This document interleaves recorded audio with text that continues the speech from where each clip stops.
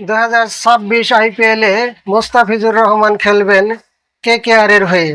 মোস্তাফিজুর রহমানের ভিত্তিমূল্য ছিল 2 কোটি রুপি, সেখান থেকে 9 কোটি 20 লক্ষ রুপিতে কিনে নিয়েছেন কেকেআরকে ধন্যবাদ জানাচ্ছি আমাদের মোস্তাফিজুর রহমানকে তাদের দলে ফেরানোর জন্য।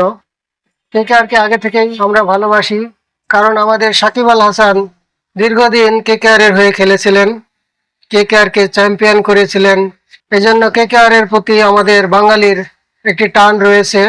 এখন যেহেতু আমাদের সাকিব নেই, নতুন করে সেখানে যুক্ত হয়েছেন আমাদের মোস্তাফিজুর, এজন্য কেকেআরের প্রতি আমাদের ভালোবাসা আরো বেশি বেড়ে গেল। আর মোস্তাফিজুরের ভালো পারফর্ম কামনা করছি, মোস্তাফিজুর যেন ভালো খেলা দেখাতে পারে, কেকেআরকে চ্যাম্পিয়ন করতে পারে, সেই আশাই ব্যক্ত করছি।